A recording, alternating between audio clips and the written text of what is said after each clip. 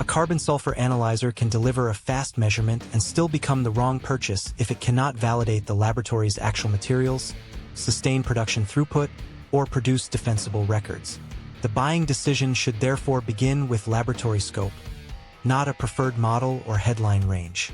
Define every material family expected in routine work, including cast iron, carbon steel, alloy steel, copper and nickel alloys, ores, cement, powders, and drillings. For each, document expected carbon and sulfur levels, sample form, reporting basis, throughput, and the consequence of an out-of-range result. Production control may prioritize predictable turnaround and straightforward operation, while research work may require flexible ranges, unusual matrices, method development, and data export. Next, classify each requirement as pass, verify, or fail. A claim passes only when relevant evidence supports the target material and concentration range. It remains under verification when a supplier provides a general claim without numerical or application data. It fails when the required matrix, range, method, workflow, or service capability cannot be supported. Any failed critical requirement should stop approval until it is resolved. A broad measurement range is only an initial screening point.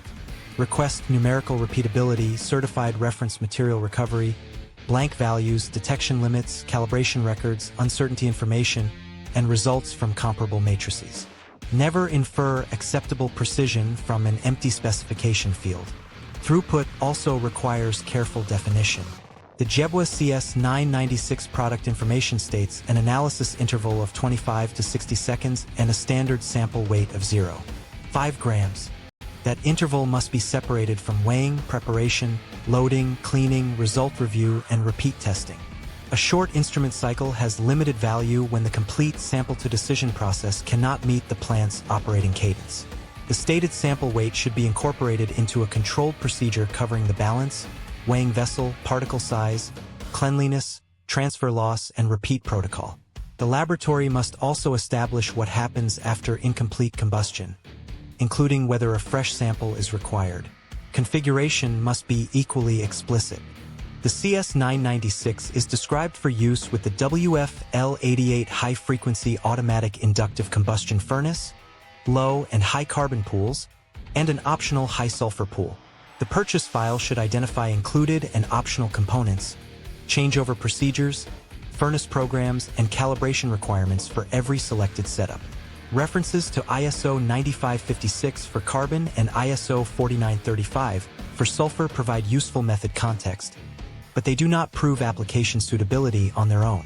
Confirm the applicable additions, scope, calibration procedure, control limits, reference material results, and reporting requirements.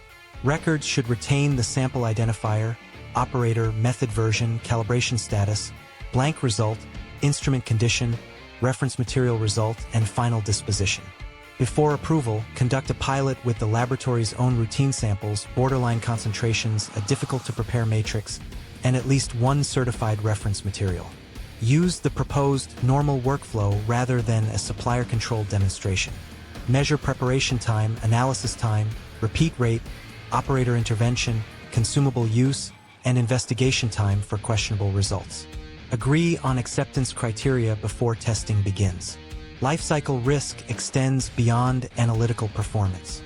Document gases, crucibles, accelerators, filters, desiccants, dust traps, utilities, ventilation, software, backups, user permissions, and data export behavior. Include installation, training, preventive maintenance, spare parts, response times, escalation routes, and responsibility for validating new matrices in the contract. The final recommendation should show the pass, verify, or fail status of every critical requirement, identify unresolved risks, and assign each open item to an owner and deadline.